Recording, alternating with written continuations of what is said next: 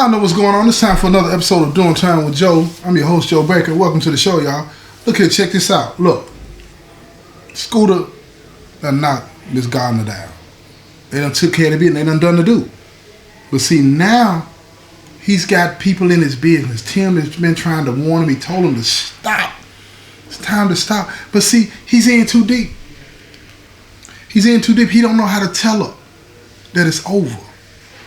He wants to stop, but he likes her. He genuinely likes her. But he don't know how to tell her that he can't do this no more. He don't know how to tell her. Yeah, he's going home, but he don't want to continue this. Because if he continues this, then it's going to get bad for her. It's going to get bad for both of them. He's mainly thinking about himself. You feel me? So check this out. This is what he do. He tell her, say, look, he's hoping this is going to scare off. He said, look, I got to take care of some business. She said, what kind of business you need to take care of, baby? And she on a whole nother level with hers, you feel me? Whole nother level. He said, look, I need to make some money before I go home. She was like, I was wondering how long it was going to take you before you said something like that to me. So he was looking at, he said, I understand if it's not what you want to do. You know what I'm saying? I get it. You know, I don't want to be disrespectful, but this just can't be about, you know what I'm saying, us, you know what I'm saying, kissing and touching on each other. You know what I mean? She was like, no, I understand. No, I ain't tripping. I was just wondering what took you so long. She said, I'm not against making money. So now he looking at her like, God, this is blowing his whole plan. Because he was hoping that she would say no.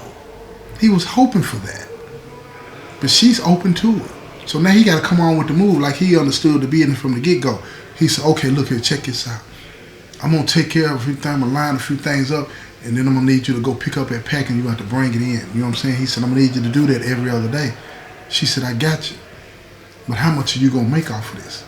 He said, I'm going to fill you in on all of that later. I just got to make sure what it is that we're going to be picking up. She catches that slip right there. She said, what you mean? This is not you? It's not you.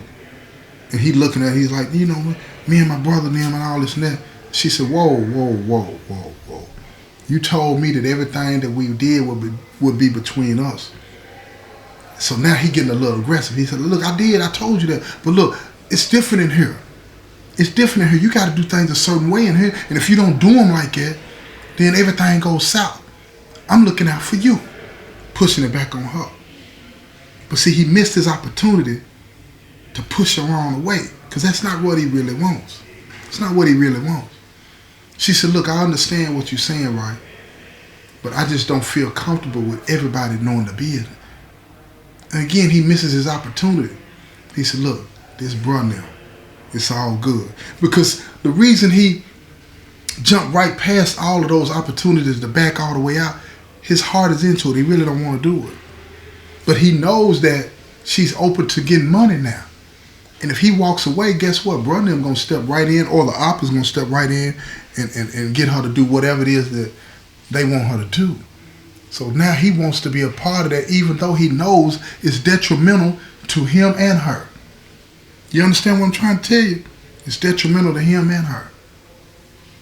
So he tells her to give him a day or so. He going to go make sure everything is straight. She's just going to have to pick up and then bring it on in. And he said, do you understand how you're going to have to bring it in? She's like, yeah, I'm not new to this. I'm not new to this. I've heard the stories. And then he said, have you ever done it before? Have you ever done this before? She was like, no. But what's the difference? I'm just putting something in me, right? Just real cold about it. And that made him see her in a different light.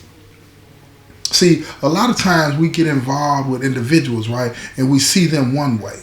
And then certain things happen and it changes the way you see them. You know, that benefit of the doubt, that glow that you have about them, it starts to wear off as time goes on, as you learn more about them, right? And they don't look as attractive as they was before. You know, that innocence wears off, right? And that's a lot of immaturity on the man's part. You understand what I'm saying? Life is what it is. You feel what I mean? But in the penitentiary, see, a lot of dudes in here are very, very insecure. And they can't handle certain things, right? You understand what I'm saying? And this is one of those situations where it's like, wait a minute. She's not who I thought she was. And that's messing with him. It's messing with him. Because he had this idea of who she was. He done made up his whole fantasy in his head that she was somebody that was going to love him and care for him and nurture him, and he do the same with her. And now she's turning out to be somebody that she with it. How can a gangster be against that? His whole lifestyle is about being with it. But see, not if his heart is not into it though. See, a lot of people fake it till they can make it. Go along to get along. And a lot of people that join these organizations because they want to be accepted and all this and that, right? And now he's found somebody that should fit his puzzle, but she don't, because this is not what he really wants. This is not what he really wants. But he's in now. So he tells her, I got you. I'll take care of it in a couple of days. And she don't even peep that his whole idea of who she is changed. She don't peep that. She still thinks he about her and she about him. And that's what she wants. So he go holler at brother and he tell brother him, look here, this is what we need to do. Like he trying to run something. We need to get this and we need to get that, this and that. And I'm going to give you this off of it and this and that and the third. And they like, well, who going to pay for it? And bro pushed back, said, man, you paying for it. You paying for it. So bro switched it. He said, if I'm paying for it, then this is what you getting. I'm paying for the product. I'm going to give you a quarter off of each one of the things that I get in, and that's that on that. And I get the rest. So bro pushed back, said, no, it's 50-50. And bro pushed back, no, you getting a quarter. They go back and forth like that for a couple of minutes, and bro was like, look, it's going to be this or nothing. I'm not doing that. I'm not doing that. It's as simple as that. This is how we going to do it. And if you want brother them, you know what I'm saying, to back you up on this situation with the op, you're going to have to come like that. Because I'm not finna be used and let somebody just tell me what it's going to be and I'm paying for it. So he really ain't had no choice but to accept the terms of the situation. He had to accept it. It ain't like he's losing though. But he feel like he's not in control because it's not his. He getting in a pack for somebody else through his girl. Now he don't feel like he in control. He's already feeling insecure because she with it. He already feeling insecure, y'all, because she with it. I mean, all the way like 4 flats in a jack. She down. She down because she's down because she thinking that's what he wants. You understand? And let me tell you, look, listen to him now. Y'all got to keep up with him. So now he go back to her with the address and the phone number. He said, look, whenever you call this number, it's strictly business. Whenever you go by there, it's strictly business. Because he know how brother them is. See, brother them will use somebody on the outside to get her. Oh yeah, they'll put her in the hucklebuck and have her doing some strange things for some change, right? Because it's all about dominating. It's all about getting leverage. You understand what I'm saying? So don't be fooled. Don't think it's all lovey-dovey, because the business ain't that. It ain't that. Everybody's looking for an opportunity to take. That's the lifestyle. And you talking about this life? Now, if you don't understand that, then you don't understand what the lifestyle is about. So she said, I understand. And now she notices that he don't sound as confident and strong as he once did. So she's, look, baby, everything's going to be all right. She's trying to reassure him when he should be trying to reassure her. It's her job that's on the line here. So she makes the call.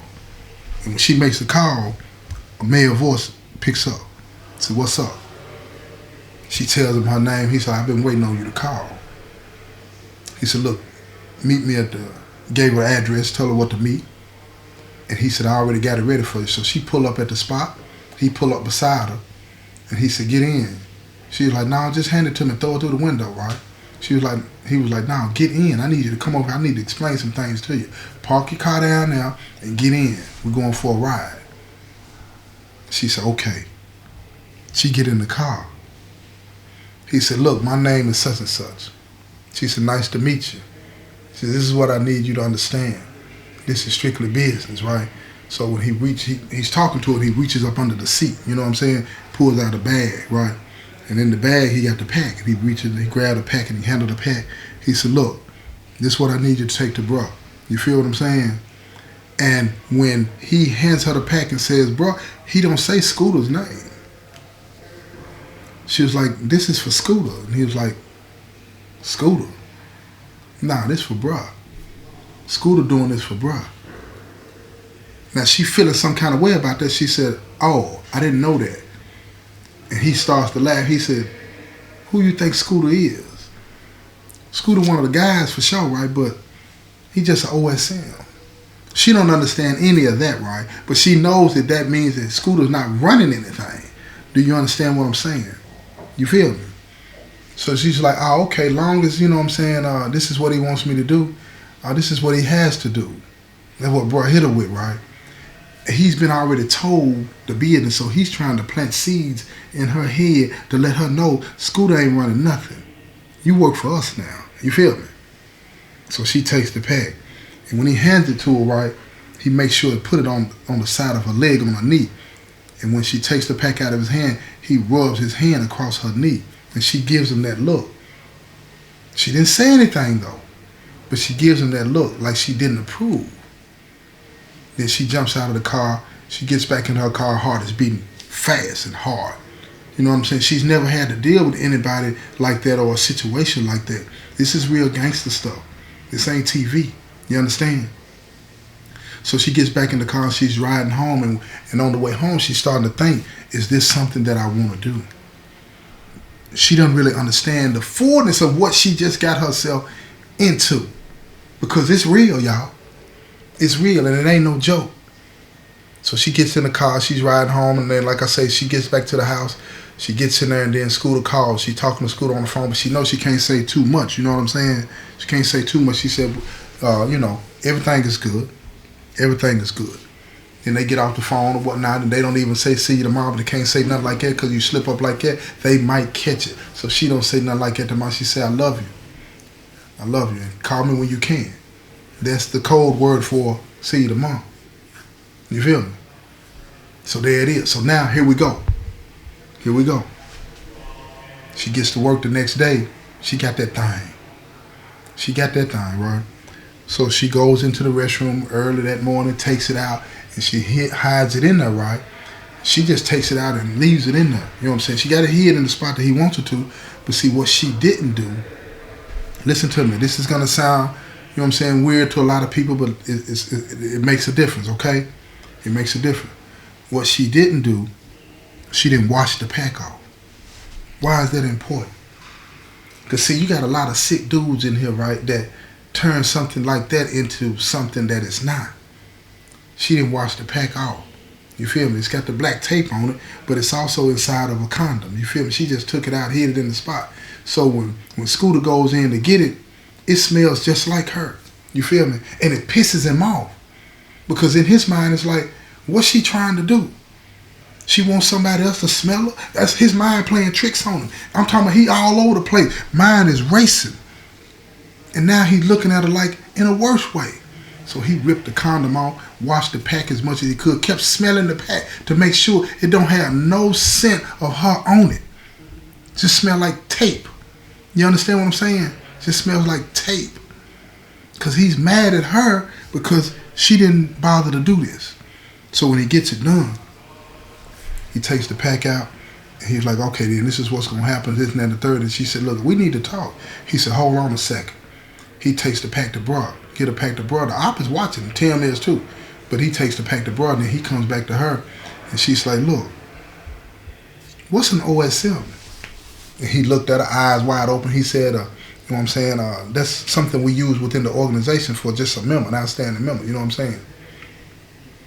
And she was like, oh, okay, so it's not a leadership position? And he's like, what you know about that?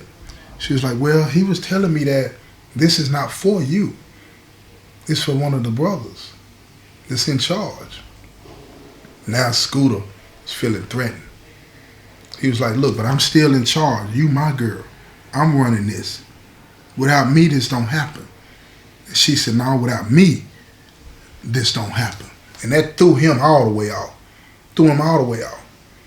And he said, well, we gonna still make our money. She was like, okay, how much we gonna make? He said, I don't really know. He said, but I'm gonna have to get back with you on that. I gotta go pick up my part of. She said, how much are you getting? And he told her the truth. He said, I'm getting a quarter off of everything. She said, oh, okay. Is that a lot? Because she don't know. And he tell this enough we can make our money. You know what I'm saying? We ain't got to pay for nothing. So we going to make money. She said, okay, cool. That's what's up. I'm trusting you. I'm trusting you. And if you want to know how this continues to play out, stay tuned now. I keep telling you, stay tuned, right? Because it's going to get real thick. Real thick. This has been another episode of Doing Time with Joe. I'm your host, Joe Baker. And I say peace, y'all.